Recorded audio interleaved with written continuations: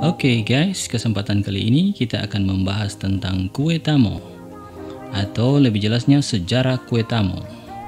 Nah, kalau pada video sebelumnya Anda sudah melihat bagaimana pelaksanaan upacara adat Menuruda tahun 2021 berlangsung secara hikmat, dan beberapa orang berkata bahwa ada upacara atau ada pesta adat Turudo.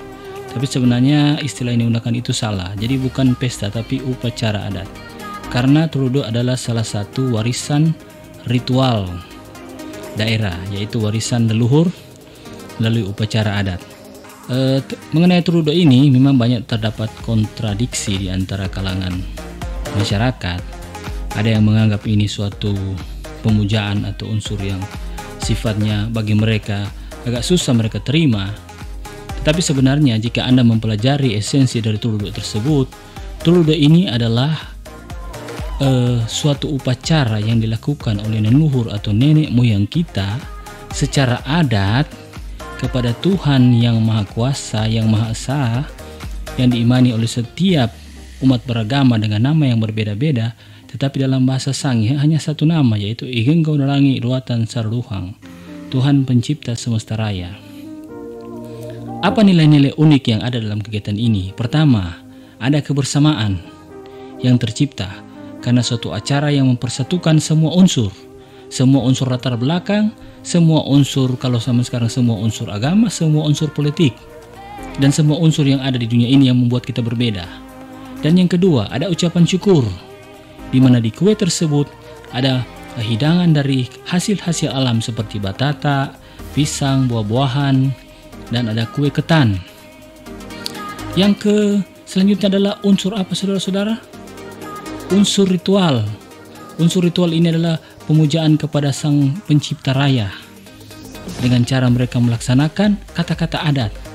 Jadi kata-kata sastra yang ada dalam Turudo tersebut bersifat doa.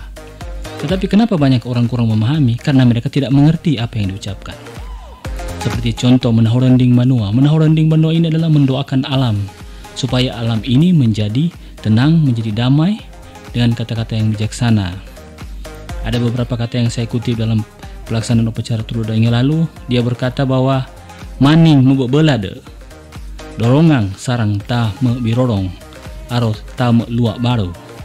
Walaupun ada ombak besar, janganlah sampai terjadi tsunami. Maning melelinuh, dorongang sarang ta makatope rerendung. Walaupun terjadi gempa bumi, dimohon kepada Tuhan supaya jangan sampai rusak bangunan kami. Begitu baiknya makna Turudo tersebut, sehingga perlu dimaknai oleh generasi muda bahwa upacara Turudo ini harus dilestarikan, karena ini adalah suatu kekayaan budaya.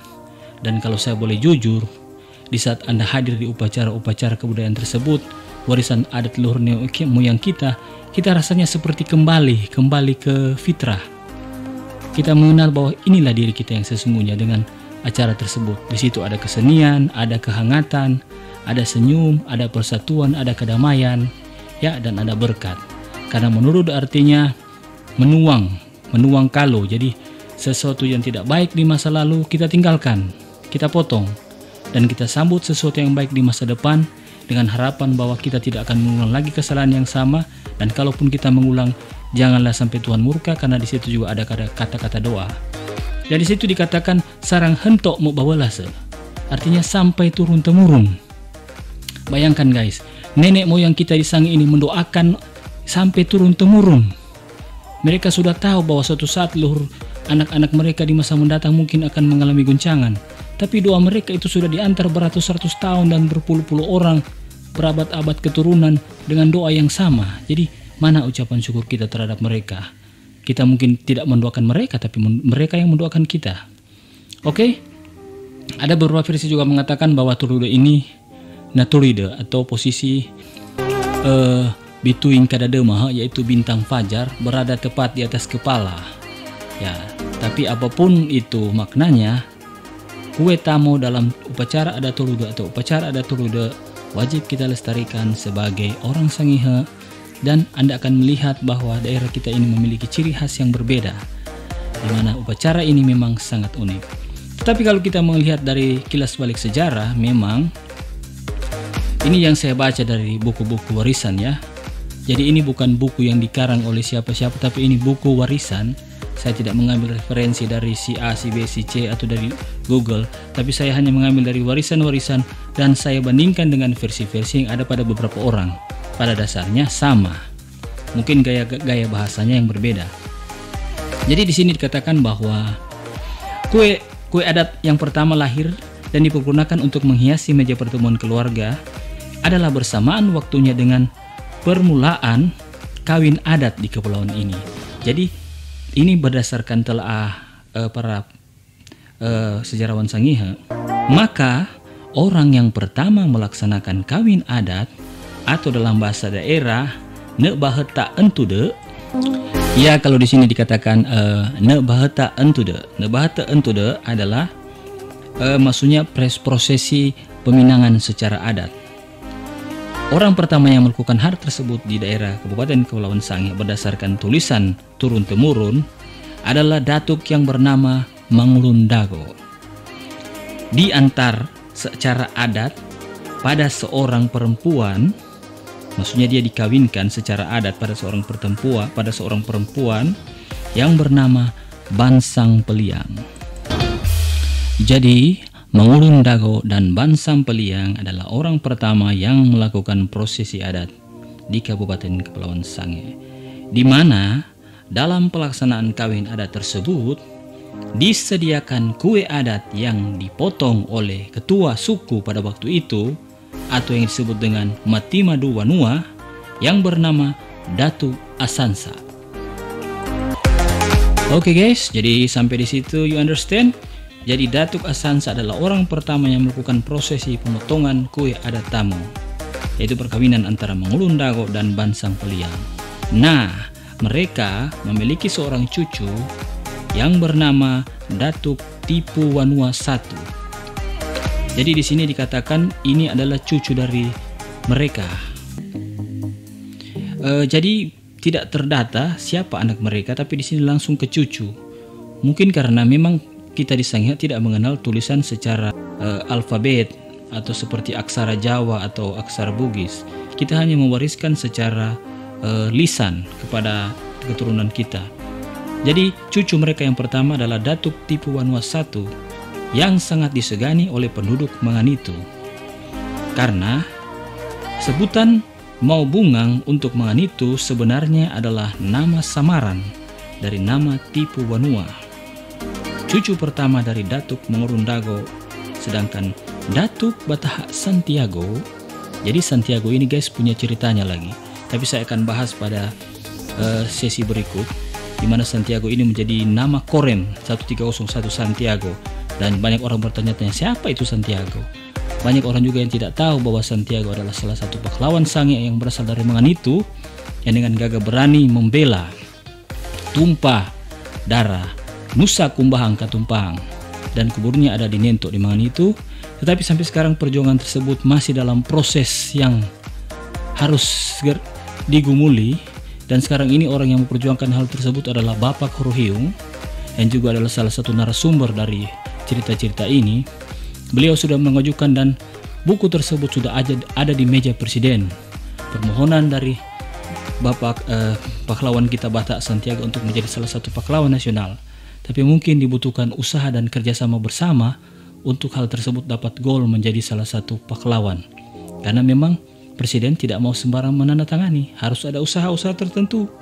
Karena beliau hanya bekerja sendiri, yaitu Pak Horohiung, dan dibantu oleh beberapa teman-teman, mungkin diperlukan perjuangan yang ekstra. Nah, di sini dikatakan bahwa Bataha Santiago adalah cucu ke-9 lapis dari Datuk Mangulun Dago dengan Bansang Peliang. Tidak bisa disangkal bahwa tidak ada catatan yang diwariskan oleh nenek moyang kepada turun-temurunnya, karena nenek moyang kita tidak mempunyai huruf sendiri seperti suku Jawa, Makassar, dan lain-lain. Tetapi, ini dikatakan tetapi saudara-saudara, jika kita mau menggali kebudayaan kita itu, kapankah kue adat lahir dan mulai dipakai untuk menghiasi meja pertemuan seperti pada sekarang ini, maka orang hanya mengira-ngira. Jadi perkiraannya seperti ini. Menurut catatan ilmiah atau menurut kaidah ilmiah bahwa manusia itu rata-rata umurnya 70 tahun. Itu rata-rata. Ya kalau dia bisa lebih atau kurang ya bisa sampai 70 atau 80 atau kurang dari situ, tapi rata-rata manusia 70 tahun. Datuk Bataha Santiago termasuk cucu ke-9 lapis dari Datuk Mangulundago. Beliau mengendalikan Menganitu, memerintah Menganitu mulai dari tahun 1670. Jadi catat guys, 1670. Jadi Bataha Santiago ini memerintah Menganitu dari tahun 1670 sampai tahun 1675. Karena tahun 1675 beliau gugur sebagai pahlawan di atas tiang gantungan di bawah kuasa Gubernur Maluku Robertus Patbruch. Jadi di sini ada namanya guys, tidak dikarang-karang, di bawah pemerintahan Gubernur Maluku Robertus Patbruch. Jadi di sini dikatakan guys bahwa Bataha Santiago ini meninggal atau wafat dalam tiang gantungan dalam pemerintahan Gubernur Maluku Robertus Patbruch. So kesimpulannya bahwa oleh karena pahlawan Santiago adalah cucu ke-9 lapis dari Datuk Mangulundago, maka dapat menghitunglah kita bahwa 8 kali 70 tahun adalah sekitar 560 tahun yang lalu. Dari tahun 1670 adalah pada tahun 1110 kue adat telah lahir di muka para raja untuk menghiasi setiap pelaksanaan upacara adat. Jadi ini adalah tahun perkiraan, diperkirakan dihitung mundur berdasarkan ke-9 lapis dari cucu dari Mangulundago dan Bansang Peliang. Jadi mungkin tahun yang tepatnya tidak itu, tapi kira-kira seperti itulah. Ya, jadi seperti itulah guys kira-kira sejarah atau cerita tentang kue Tuludo ini. Dan di dalam pelaksanaan upacara adat Tuludo pun ada hal-hal tata cara atau pelaksanaan seperti meninsoma sake, mendangeng sake, menengkang mohong, menarakan tamu banua, menahu rending tembonange. Menahu rending tembonange itu adalah memberkati pemimpin melalui adat, secara adat dengan kata-kata adat, permohonan kepada yang kuasa. Dan menahu rending banua itu adalah memberkati alam atau mendamaikan alam dengan permohonan adat, kata-kata adat kepada yang kuasa. Dan memotok tamu adalah memotong sesuatu yang jahat di masa lalu dan mengharapkan masa depan akan lebih baik dari sebelumnya. Dan dikunci dengan pelaksanaan Medameang atau keramaian kesenian, berarti melambangkan bahwa kita adalah daerah yang penuh dengan warisan seni. Oke guys, jadi kita lanjut pada sisi yang berikutnya, yaitu tentang Santiago, dan juga ada sisi tentang Maka Ampo pada part yang kedua dan part yang ketiga, di mana terjadi perseteruan antara kerajaan Siau mereka dalam pemerintahan Raja Ponto Wisang. Waktu itu terjadi sesuatu clash dengan kerajaan Tabukan, di mana mengakibatkan Maka Ampo dan mereka itu berseteru. Tapi ada beberapa intrik di dalam yang perlu kita ketahui supaya orang juga mengerti dan paham bahwa kita punya sejarah yang menarik untuk dipelajari, cerita-cerita yang menarik untuk dipelajari, ketimbang kita mendengarkan lebih paham dengan sejarah-sejarah Jawa, sejarah India, dan sejarah-sejarah lainnya. Oke guys, thank you and don't forget to subscribe.